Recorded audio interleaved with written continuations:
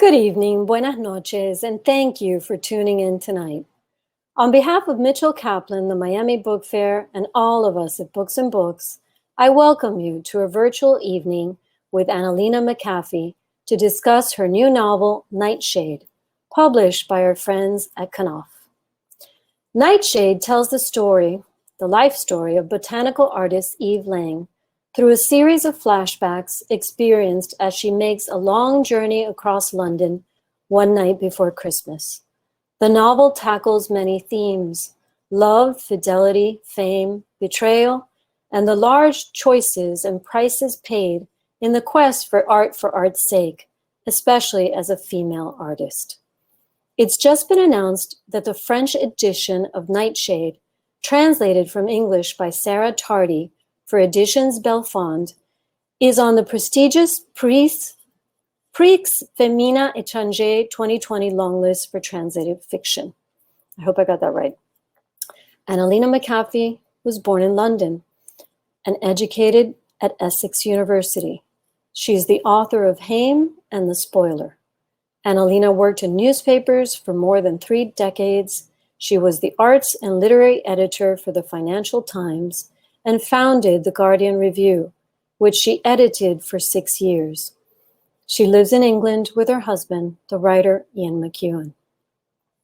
In conversation with Annalena this evening is the wonderful Christopher Buckley. Christopher is a novelist, essayist, humorist, critic, magazine editor, and memoirist.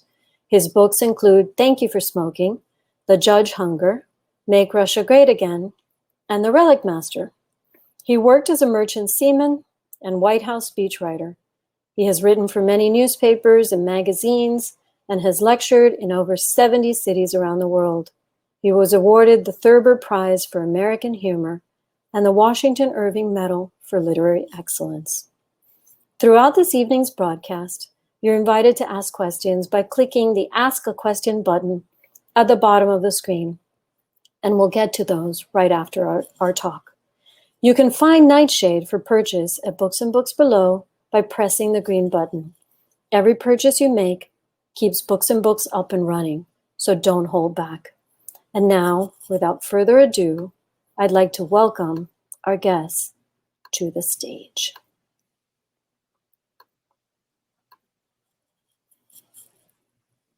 There you are. Well done. Bravo, Christina. Yeah. Hello, Annalena. Anyway, thank you, Christina. Thank you, Books and Books. Happy to join the Miami Book Fair. Wish we could be there, but we can't. But anyway, what a delight to be on virtual stage with my very dear friend, Annalena McAfee, and to discuss her amazing new book. This is her 3rd novel. You must read this one first if you haven't already. And why should you? It's just out. But then you will want to read her other 2, I guarantee you. You notice how it is a handsomely packaged and reasonably priced book. And it just got its first US review. And, if I didn't love this lady so much, I would be green with envy. I'm going to read it to you. As depicted by McAfee, mean-spirited rivalry is the chief motivator in the contemporary art world. And Eve Lang, a noted artist of botanical works, has had to struggle for her success and acceptance. She is married to internationally famous architect Christoph Axness, great name, who has many extramarital affairs and totally ignores her artwork. Well, that's because he's too busy having extramarital affairs, presumably. Now, at age 60, Eve takes a much younger assistant, Luca, as a lover, and her creative powers are rejuvenated as she works on paintings of poisonous plants, the culmination of her artistic passion. The relationship is a life changer and she decides to discard Christoph. Unfortunately, Wanda Wilson, another great name, a performance artist of questionable talent but enormous ambition, is discovered to be behind Luca's presence at Eve's studio, and her schemes attack Eve on every level as deadly Nightshade plays a pivotal role in the suspenseful climax of this fantastic story. Verdict: McAfee delivers a spellbinding tale exploring the price artists, and especially female artists, must pay to achieve their ambitions, with issues of sexual politics, marriage, and children folded into the mix. Highly recommended, and an exceptional choice for discussion groups. So there, I think we have just sold 100,000 copies of this book. I could just stop there. Annalena, this book struck me as a delicious hybrid of Tom Wolfe's takedown of the modern art establishment in his book. You remember that book, and if you will, a sort of a Patricia Highsmith type like mystery with all its eerie tingliness and an amazingly powerful "oh my God" ending. The main character is, of course, Eve, who started out as the muse of a famous painter with the unbeatable name of Florian Keys. Now, you just wrote a piece recently for LitHub titled "What Awaits Muses Who Outlive Their Usefulness." Talk a little bit about that before we plunge into the book itself. Well, this is the other side of art history, the gossipy side of art history. The tradition of women volunteering for the role of muse. I think it wouldn't pass muster in the Me Too era. Women who sacrifice themselves to male genius, tortured male genius. And there are many examples of, we all know Picasso and his Weeping Woman, or several Weeping Women. But it goes right back. Cellini, the Renaissance sculptor, was used women as models and abused them. Sometimes underage girls were involved. Gauguin took 14 and 15-year-olds, and at the time it was regarded as acceptable that male genius required this kind of sacrifice of the female spirit. So anyway, that interested me, the way that I kind of blame it on the Brontes, the modern muse, really, the notion of self-sacrifice, the tortured male genius. Blame it on the Brontes. It sounds like a bumper sticker. Well, I must say, no, it's an arresting piece, and I do commend it to everyone who's listening in. But it's, my God, the casualty list by the end of your article. You know, one female muse has died of starvation. Another has died after 30 years in a lunatic asylum. I don't mean to laugh. And another commits suicide. So this sounds, female muse to great artists sounds like the world's worst job description. But I think you're probably right. That may be changing along with other things. Now, Nightshade sort of slyly inverts that, because Eve is 60 and Luca is 30. So we have, I don't know if you have the term cougar in Great Britain, but here we call older ladies who take younger lovers cougars. I don't know where that came from, but it's rather a good word.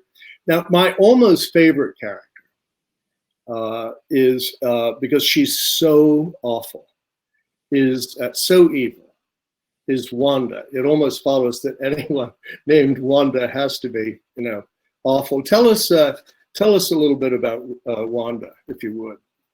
Well, Wanda was at art school with Eve and had what might seem to have been a handicap, a total inability to draw or paint, unlike Eve. But what she had were ideas, wacky ideas in which she would scarify herself, immolate herself. She was a conceptual artist. She is a conceptual artist. And as a result, she achieves fabulous success. No one dares say, what's she doing? What's she on about? These kind of naked performances and self-laceration. But it works. And Eve, of course, who can draw, who can paint, is very bitter and envious. I have to, may I read just a little chunk about Wanda? Please.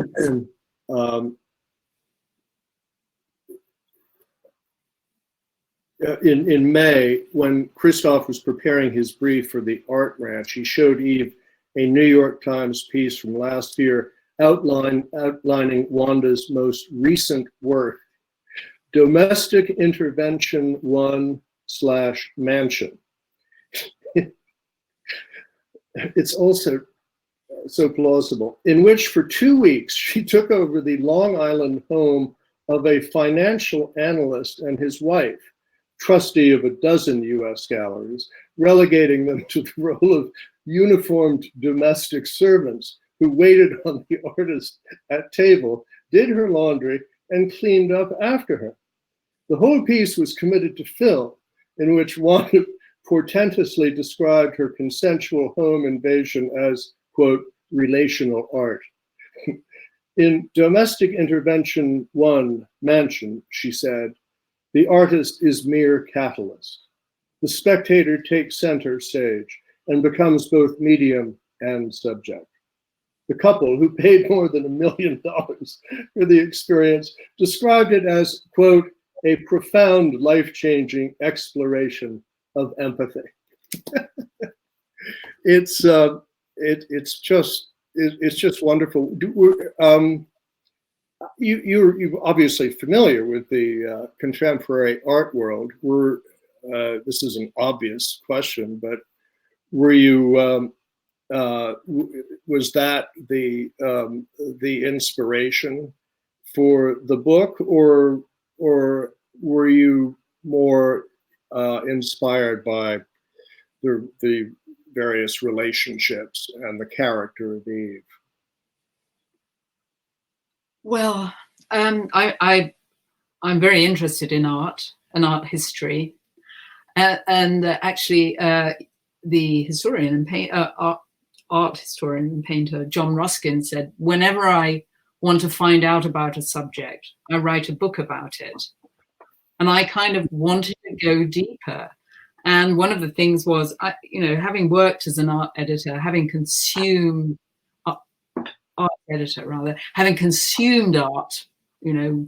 galleries, every city I went to, reading art criticism, I was always baffled by conceptual art, and I thought, I'm going to get to grips with this. I'm going to understand.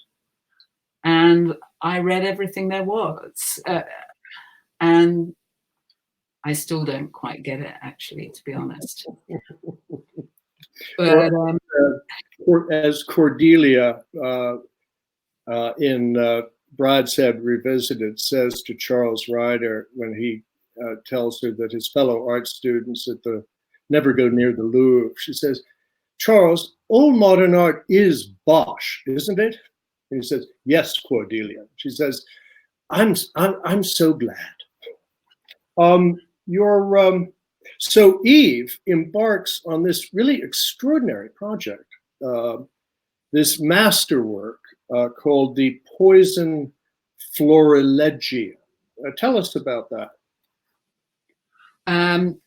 Well, she's rather jibbing against many things, but one is that her form, her botanical art, is always perceived as a very feminine side issue, not too distant from decorating, really.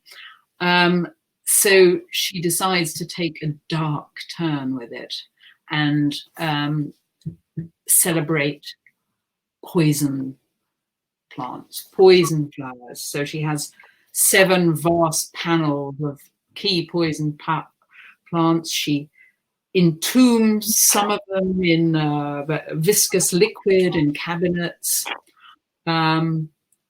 She goes deep. And this is, she feels she's fired up. This is her life's work. And she's going to knock those patronizing critics out. Your ability, Annalena, to describe your technical ability to describe paint and these poison flowers is remarkable. I'll just read a brief bit. They moved on to indigo. This is Eve and Luca in the studio. The second canvas was to be filled with a twilight image of the veined bells of Atropa belladonna, deadly nightshade, its glossy dark berries with their tangy green tomato scent, fatally tempting to children and unwary walkers. Of all the flowers in this florilegium, it was the plainest, but it had, as Nancy would say, brand awareness.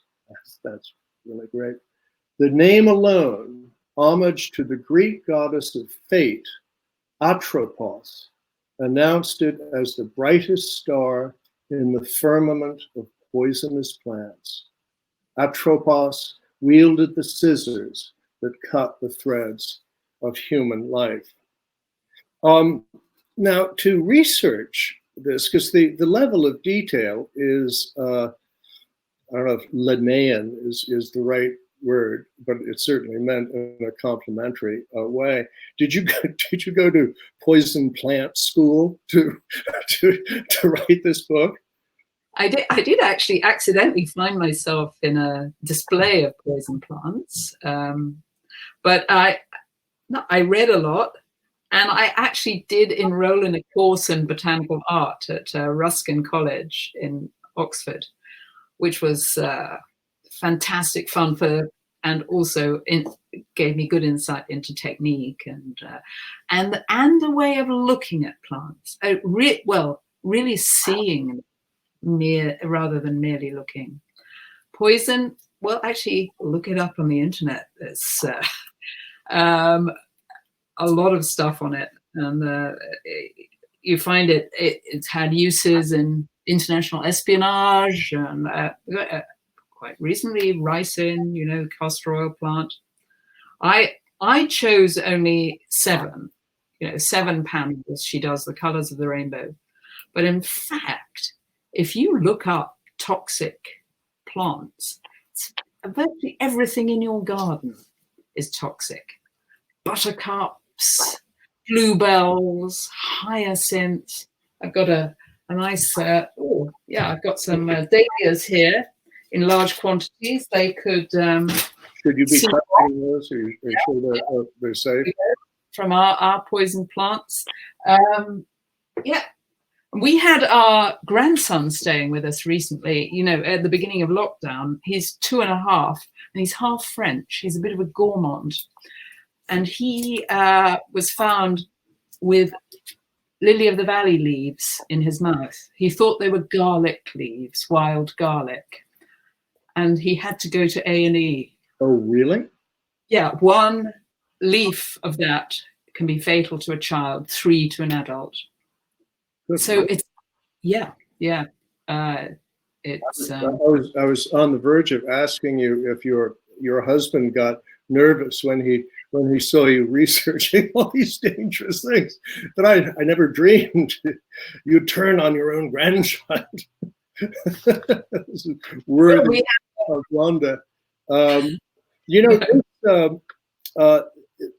this book is so compellingly visual. This piece, this Poison Florilegium.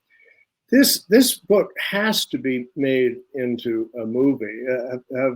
Has this been out to movie agents? I mean, a couple of people have said this, and there's been some nice response, but nobody has. Do you know that what happened in the UK was my book was published the week of lockdown. The week of lockdown. So suddenly, the rest of silence. On the other hand, if there's much more time for reading, but that's not ideal timing. A friend of mine, P.J. O'Rourke, had a book come out on 9/11, and it's as if I mean, can you imagine? And no, that's not the most awful thing that happened on 9/11. but it's such a gripping story, and it is so visual that well, I'm willing to make a bet in public that this will be not only made into a movie, but it will be made into a really terrific movie. Did my it was a little bit off the cuff, but my comparison to Patricia Highsmith, did that strike you as, is that on the mark? Very much Patricia Highsmith, but she intrigues me. But I was very flattered by Tom Wolfe. The Painted Word, is that the Painted Word? Exactly. Yeah. His great takedown of the modern art scene, and it of all the, Tom Wolfe wrote many controversial things, but this really made the bien-pensant class howl like stuck pigs, because he just holds a mirror up to it. He said in the book, he says that he says that in the future, the captions next to modern art works in the museums will have to be bigger than the works themselves to explain the, in the glorious BS terms, what the hell it is they're looking at, and why it's now worth $65 million. So obviously you're familiar with that book. I am. I enjoyed that. I do want to say that I am not completely hostile to the notion of modern art. It's got to move on. It's interesting, and yes, I also raised the question: is it enough to merely copy nature, mimesis? Now we have photography, the perfect rendition of nature in paint or pencil. Is that enough? Don't we need to say more? Maybe. I raised the question. I think there are some good conceptual artists, but I don't think Wanda is one of them. Wanda reminds me a little bit of, is her name Eve Ensler? Is that the right name? But a performance artist who's, if I'm mistaken, I apologize to Eve Ensler in case she's a chemical engineer. Annalena Abramovich has been cited. But these people who someone at the moment, I think in London, is immersed in 500 pounds of ice cubes for 2 weeks. David Blaine, have I got that name right, was hoisted, I think, above the Thames in a glass cube by a crane, and was there for 2 weeks. Wanda seems to me strikingly familiar in those terms. We tell a little about the herbarium aspect of Florilegium, because it's it's a multimedia work, isn't it? Yes. So she is embracing, an attempt to move on from mere depiction of nature. So she's preserving samples of flowers to convey their life cycles, so that one can look and see them preserved in sort of crystal formalin. They're suspended jewel-like, and actually, I mean, there is a long tradition of herbaria and florilegia, but they were usually they were done for scientific purposes, for identification, classification. But she's trying to reference that, which I think is actually, I quite like to have a go at doing my own poison florilegium. Well, please wear gloves, because they sound alluringly dangerous. And yes, ricin or ricinus was in the news today, I think, in connection with the Navalny poisoning. Yeah. That was Novichok, which is Russian, the nerve agent, which, by the way, in Russian, do you know what Novichok means? You kid on what the name comes from? No.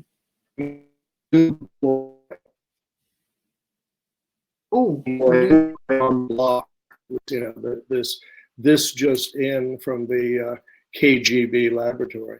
But ricin, I know why. Ricin, a woman was arrested yesterday in the United States for sending President Trump an envelope containing ricin.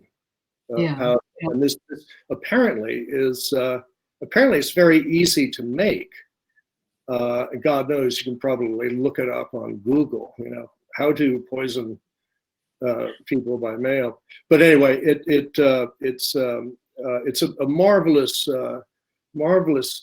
if toxic, playground that you have created here. I'm going to ask, before we take questions, because I know people will have questions about bulk purchases of the book and other questions. Let me ask you a couple of boring writer type questions, which is, how long did this take to write, and how, what is your schedule when you're writing a book? I think it took me 4 years, actually, which a bit of a slacker, really. But a lot of research, as you kindly observe, and my enrolling in art college for a little bit. I live with a writer, I'm married to him, and he's very disciplined. He's been doing it far longer than I have. And it's a case of repairing to the desk after morning coffee, meeting again for lunch, repairing to the desk again, possibly reading, and then meeting in the evening. Do you each other from your works in progress to, so over here we say, run it up the flagpole and see if anyone salutes. Yeah, we do. We are each other's first readers. So it's very helpful, very collegiate having that. But of course, you know that in the very early stages, one is mortified by whatever one's written and doesn't want anyone to see it. But Christopher, it looks like your image has disappeared, so I'm just going to invite you back in, okay? Come back and join us again. Our viewers must feel so deprived. Hang on. He's coming back. You can keep answering that question if you'd like. Gosh, we do, and Ian, my husband, has a beautiful reading voice, and so it's quite a treat to when he gets to the stage where he wants to let me hear it, and then I read it. Another sort of probably predictable writer type question, but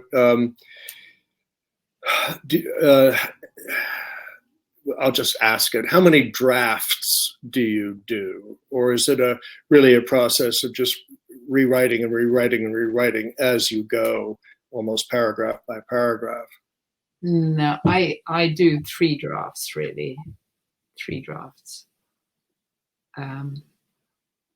So yeah, I wish I could write and go, but write to perfection. But I think it's probably with a journalistic background, that was the way it worked. So that's old habits die hard. Last dumb writer type question: do you outline? No. I see what happens. You mean in terms of? I mean, because this is the one of the many things to savor about this book is the intricacy of its plot. And I mean, did you just make that up as you went along? Yes, although then you're able to, when new ideas emerge, you're able with the second draft to go and seed the new plot, the subplots earlier. That's the function of the drafts for me. But yeah, the plot emerges as one writes, really. It starts with the character. In my case, this book started with an image of a woman looking like an Edward Hopper, a woman standing in darkness, looking through a lighted window at the house that until 5 months ago had been her family home. And the marmalade redhead at the window. The redhead coiled and complacent as a marmalade cat in the armchair. Well, it's a stunning book. I've read all of your books. I'm tempted to say this one moves into position number 1, but that's to take nothing away from the others, which are just wonderful. Okay, let's go to questions, and let's hope people have better questions than I have had for you. Caroline M. asks, what was the most interesting thing you learned during your research for the book? What was the most interesting thing? Gosh. Because well, you must have learned, I mean, a lot about your technical ability to describe these paints, which Eve makes herself. They're not just out of a tube. Pigment herself, yes. She doesn't buy tubes. She go back and get in there. And actually, I had a lot of dealings with art, the color theory, the glories of color. I found that very absorbing, and Goethe's color theory, which was completely wrong, but entertaining. I mean, disquisitions on color. Nothing to do with, cultural associations, but just what they are in terms of light refracting and giving us this color as an illusion. That's something I kind of grasped. Did you learn to make paints as at the Ruskin School as described in the book? I didn't. For that, we mostly did drawing and silver point and charcoal, but it was a wonderful teacher, and she happily talked about those things. One of the things I found really interesting about color was this, that most of us see about, I think it's about 500 colors, but there are rare people with a deformity in their eye who see many, many more colors. Really? Yes. And those people are, there's research being conducted into it. Those people are women, and they are the daughters of colorblind fathers. Now, Really? I'm the daughter of a colorblind father, and it occurred to me that how lonely that must be if you have this vision of the world as an artist, suffused with color, subtle gradations in pigment. No one else sees it. No one else sees it. It would almost be like being Beethoven and deaf and unable to hear your masterpiece, your Ninth Symphony. Yeah. A world of monochrome. Let's go back to the question board here. Caroline M. again. She's very chatty, Caroline M. But she has an insatiable curiosity. And what do you read while you're writing? Both of you, it says. Christopher, I think you first, please. Well, when I'm writing fiction, I tend not to read fiction because I'm afraid that I will start expropriating, and my my fiction will, in one chapter sound vaguely Hemingway-esque, and then in the next chapter sound like bad E.M. Forster or bad Ian McEwan. Although it's hard to imagine the word bad and Ian McEwan in the same sentence. What about you? What do you read? I'm exactly the same. I just want to immerse myself in the subject, and so I read nonfiction around my subject. So it's a treat when you finish to go back to catch up with some fiction. But you're right, the anxiety of influence is very key. Let's see if Caroline, the next question is by Caroline. Tina asks, besides your titles, what books or authors would you recommend for all our shelves, and why? Oh, I think you should answer that too. I think you should answer that, Christo. I will too, but please. Well, I personally, I realized it at one point that I seemed to be sort of stuck in the W shelf of English literature. My favorite writers are Evelyn Waugh and P.G. Wodehouse, and so I've got all of them. I'm now trying I finally got tired of hearing myself say that I had not read Proust, because to many smart people, possibly yourself, Proust is simply the ne plus ultra. And I've made several attempts. Years ago, I got the Scott Moncrief Kilmartin translation. I found an uncomfortable chair that would keep me awake. This chair was probably used by the Spanish Inquisition for interrogations. I popped some Adderall. I stuck two toothpicks in my eyes. And a week later, I made it to volume 3, and still nothing had happened. And of course, at this point, I was, yelling at the kids and the dog. Can't you see I'm reading Proust? Because the Adderall was making me jittery. But I'm now slogging through Magic Mountain, and it's and I'm gonna War and Peace is somewhere on the list. Let me ask you what. Let's. I'm going to try to embarrass you now. What books would people be surprised to hear? Great books we're talking about, of course, that you haven't read. Time to Come Clean, Annalena McAfee. Hey, this is that game, Humiliation. War and Peace. War and Peace.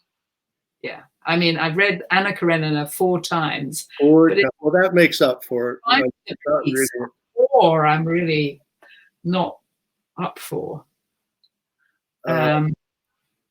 Yeah. So, there's a character in Evelyn Waugh's book, Handful of Dust, Mr. Todd, whom Tony last, his marriage is falling apart, and he travels to the Amazon, and his guide dies, and he wakes up in the care of this very odd man he's a white man named Todd, and he sort of says, "Oh yes, someone will come for you." In the meantime, he wants Tony Last to read Dickens aloud to him, and it turns out to be it's stunning. Well, I mean, I can give away what happens in a book that was published back in the 1940s, I suppose, or 30s. He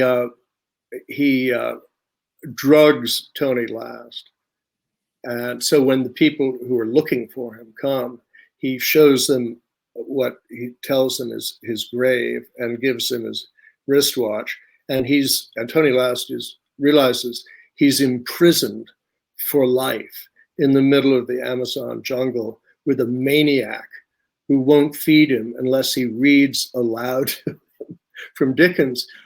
Was Waugh telling us that Dickens was a bore here? What? Oh, that's really a good question. See, I have read Dickens, but my new passion, and I think the bookshop should stock them if you don't have them. Very unlikely. Okay, so I come from an Irish Catholic background. Why would I be interested in Victorian English Church of England politics? I finally got round to reading Anthony Trollope's The Warden, Volume 1. And one of the Barchester yes. Yeah. I've been through all of them, ripped through them. Really? Absolutely magnificent. Then just ripped through the Palaces, which is about Parliament, politics. Yeah. Again, as a young person, I wasn't interested in reading fiction about Victorian politics. But it's sensational and so relevant. And I think he's better than Dickens. I think he's more humane. And I mean, there are uncomfortable things about, xenophobia, as Dickens had xenophobic traits, as was prevalent at the time. But anyway, I make the case for Trollope over Dickens, and I think every one of his novels should be stocked. Trollope is oddly durable. I hear versions of what you just told me again and again. He was, as some of our listeners know, he was very disciplined. He was a civil servant. He worked at the post office, and he invented the mailbox. But he would do all his writing between 5 o'clock in the morning and 8, and he would set himself quarter-hourly goals.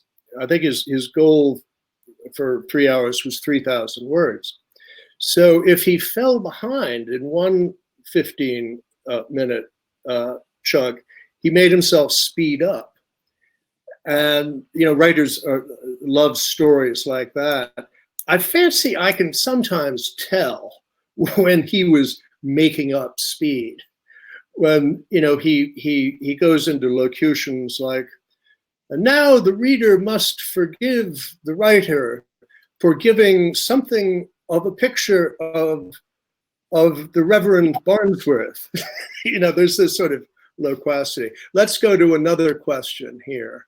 Can you speak to the challenges of being a female artist?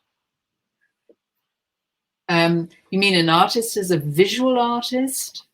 I would infer that the question means literary artist, Ah, a writer. right. I mean, you're not known as a visual artist, are you? Or I know a bit. have I missed something? Oh dear! Why, she's the famous painter in England, for God's sakes. No. Talk Well, about being a female writer. Are there any particular influences about it? Or? I don't have any tale of struggle to report on my behalf, because I had a nice career in journalism and then published novels, but other women have found it difficult and paved the way for it to be possible. And now, 40 years ago, the prizes were all for men, and now there are women's prizes, but women are up there from diverse backgrounds on the lists that were once exclusively men. Not to interrupt, sorry, but now you were a very distinguished literary editor at the Financial Times, The Guardian. So you were there at the front door in a sense. You were the person at the rope line saying, "Okay, you can come in. You can come in." No. You stay outside. Was the say the Booker Prize, which I guess is the most prestigious book prize in Great Britain, at some point did women start winning that prize? Yes, in a way they hadn't before. Very much so. I think there was a prize that was started called the Orange Prize. It's now, I think, the Bailey's Prize for women's fiction. It was started because women, it was felt, were not getting a fair shake on these distinguished prizes. But now women are with the Booker. And so that there has been a case that is discriminatory against men to exclude them from the prize for women's fiction. So I think it's different. I don't know. I think there are other issues and other challenges for people from more disadvantaged groups. But generally, to be a woman and to be a writer now, if you can hack it and get published, it's no complaints from this privileged position.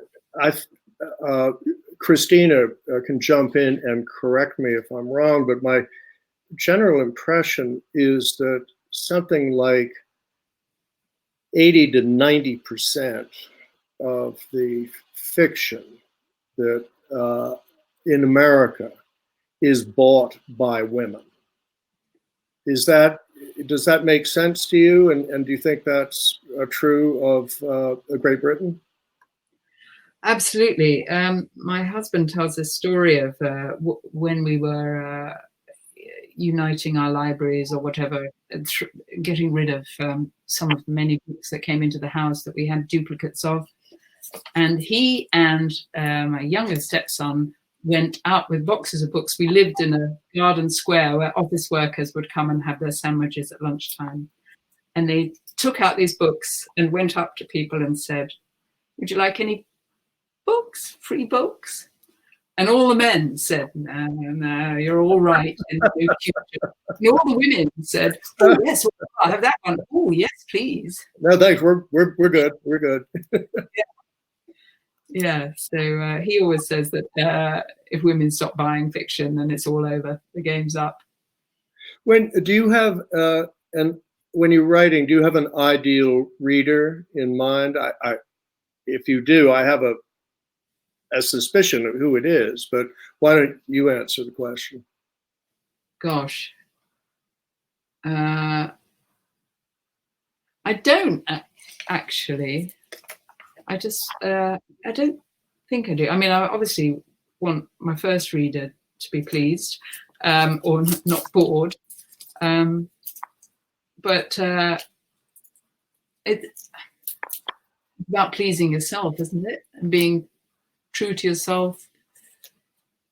Your music has got to be right, and the sense has got to be right. Yeah.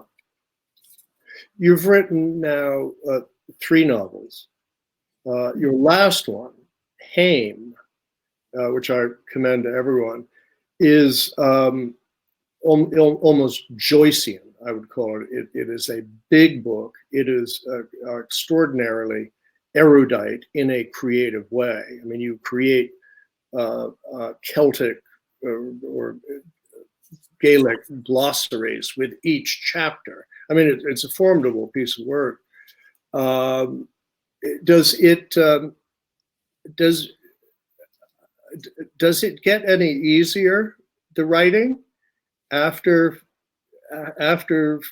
3 novels, or does it not? I don't know. You tell me, how many have you done? Well, I've written 19. 19. Yeah, and it doesn't get any easier. I had to rewrite the last one 3 times, and it was almost gave it up. And I'm thinking, I'm 67 years old. I've been doing this for 40 years. Why isn't this getting easier? 19. I mean, it's not that much. It's not nothing. But I heard the other day John Grisham has written 28 novels. All of them started at number 1 on the New York Times bestseller list. I hate him. There are extraordinary stories of prolificness. Evelyn Waugh, I happen to remember, wrote Brideshead Revisited, which is my personal favorite of his, in 4 months. I think he wrote something like 3,000 words a day. What do you consider a good day's writing in terms of numbers of words? Maybe 2,000. Thank you. As a journalist, you think, well, sometimes you would be you have to turn in a feature. When I was writing features, 2,500 words, but you'd have done your research and then you've got to get it down. But if you're writing a book and you're going for immortality, you want to take a bit more care and time, I think. Someone once asked S.J. Perelman, the great American humorist. I think he wrote 1 or 2 of the Marx Brothers movies, but someone once asked him how many drafts he did, and he said 37. And they said, 37, really? He said, yeah. Once I did 36, and it just wasn't quite there yet. And then another time I did 38, and it was just a bit too lapidary. Let's see if we have any more questions. I think that we are out of questions, unless anyone wants to chime in again with questions about bulk purchases. What are you doing? Okay, so Nightshade came out simultaneously with COVID. By the way, as I was rereading COVID, I kept thinking what a beautiful rendition Eve could do of the coronavirus, which is really quite a strike. Well, I mean, we've all seen it now 1,000 times, various depictions, but it has this sort of odd beauty. Yeah. At any rate, so your book came out, great timing, but it comes out here, what, now, this week, or, I mean? I believe so. Okay. Yeah.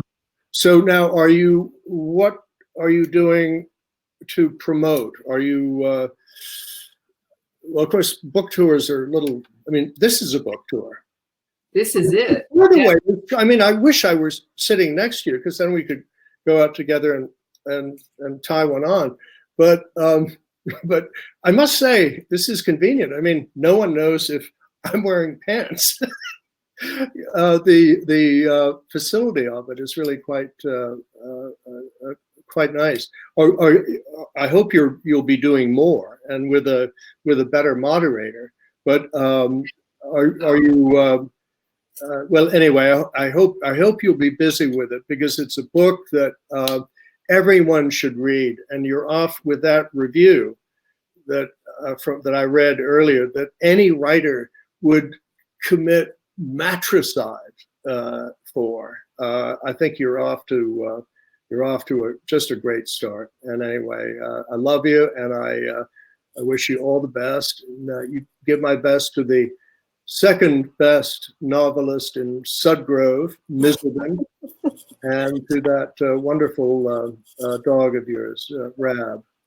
And as we say, Christopher, your questions were terrific. You've been a wonderful moderator. oh well, You have made me laugh so much. oh good, And it has been very thought-provoking. And good. I agree with you about Proust and about the Magic Mountain, but I think War and Peace is worth reading. Okay. No, I'm going to keep up with Magic Mountain. I'm at about page 130, and I think something may be about to happen. I'm very excited. That's what I hear. That's what I hear. But it takes a long, long time. So I also find the theme of, nature being poisonous, and also kind of turning on us a little bit, or that is also very fascinating. Very of the moment. Very of the moment, yes. Especially out in California. Absolutely. And on the Gulf Coast. And I so wish that we could go into the next room at Books and Books and have everyone join us for an autographing, but we will have to put that on hold until you can actually be in Miami at some point in person, both of you, and maybe we'll recreate this at the bookshop. And it looks like there might be another question. Let me just see.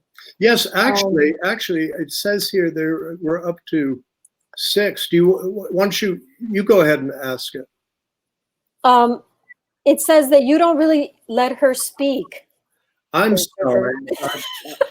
I know. I apologize. I'd really actually rather listen to her. That's not true. All events have silver linings. One silver lining of this particular event is hearing from authors like both of you. I hope you continue virtuals when the pandemic is over. Thank you for sharing your evening with us. So that's lovely.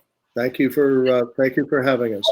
What's been said about Christopher's recent novel, which is fantastic, an worrying prophecy, but absolutely hilarious. Absolutely, yes.